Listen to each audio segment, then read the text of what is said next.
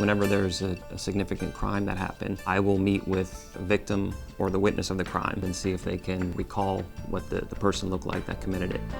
My whole life, I've wanted to be a police officer, and I've always had a passion for art.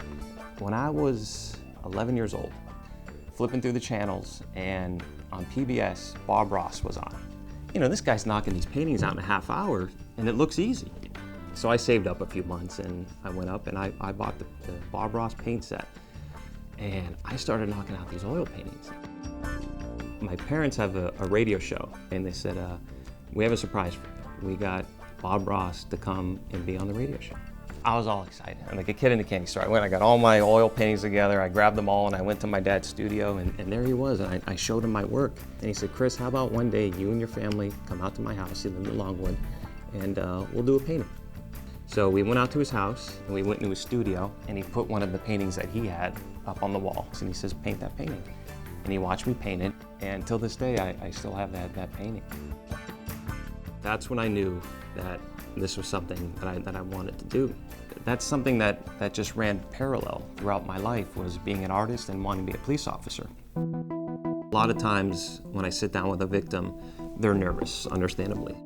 You're asking for someone to do this who just went through probably the most traumatizing time in their life. You're having them relive this horrible moment. You're telling them, hey, listen, take that guy that did this horrible thing to you, burn his image in your head, and tell me what he looks like. So the actual drawing part isn't difficult for me. It's getting the information out of them. It's easier to recognize somebody than it is to recall them. And the way I do that is I have a book, and it's broken down to different categories. Shapes of faces, different eyes, different noses, different mouths. And we just concentrate on each thing at a time. But he may have had a scar or a tattoo on his face. I really couldn't tell. Do you remember where? Like under his eye? And it was his left eye?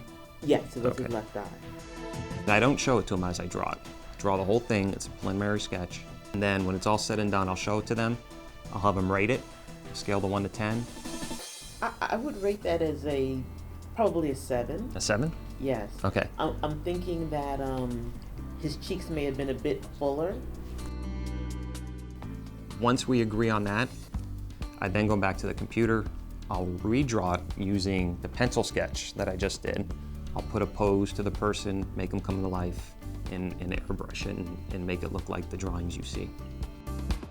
As an artist, I believe that to make a portrait, to make an image, you have to draw it. You know, you got to bring that out, and you got to make it come to life. The drawings that I create, they really look lifelike. It is very beneficial, especially when we can get a good drawing out of it. It really helps the detectives out a lot. It is very rewarding, just as it is for any detective or police officer on the street, anyone in law enforcement. If you can get the bad guy off, you're rewarded. And if this is the way I do it, it is very, very rewarding for me.